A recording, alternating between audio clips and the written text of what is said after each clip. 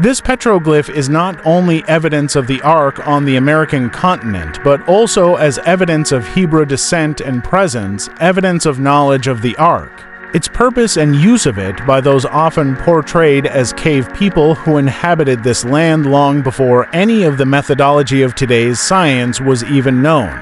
Breakdown of the glyph panel in reference to the Ark of the Covenant, also known as the Three Kings panel and Puerco River glyph, the mystery of the petroglyphs and hypothesis of being a written language such as Mayan and/or Egyptian is far from resolved. After all, we are told and made to believe Mayan and Egyptian are now understood and that we can translate them. This could not be farther from the truth. Let's start with the most obvious symbol found in the combination of symbols or hieroglyph, that symbol being the universal symbol for a designated place, Laven Martineau, or a man-made object or place. This concept actually occurs several times within the hieroglyph. However, the main body of the glyph is this symbol, which is representation of the Ark as a whole. It is a complete rectangle or square. If we look at the other examples within the main body, we find two more examples, as if to say two more man-made objects, and within them are steps. These symbols for steps can mean literal steps or figurative. Steps are for the purpose of reaching a higher place. The word within is added because if you follow the lines incorporated into the steps, which make up the interior of this hieroglyph, and you find right angles which turn back and within, which is the exact meaning of the symbol.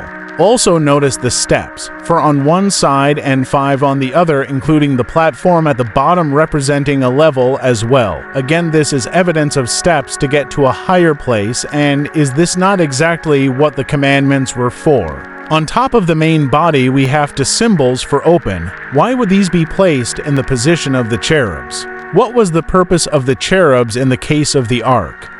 Cherubs are always associated with wings and taking individuals to places. Cherubs are known to be present upon receiving the word of God.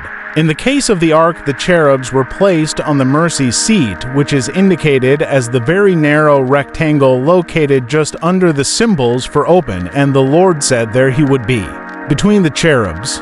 Now I know it is speculative, but it would appear that the cherubs were for opening a communication channel with God. But now seemingly blocking or closing the opening of the open symbols is what appears to be a hammock. What better symbol to place at the opening point to indicate at rest or sleeping? But why?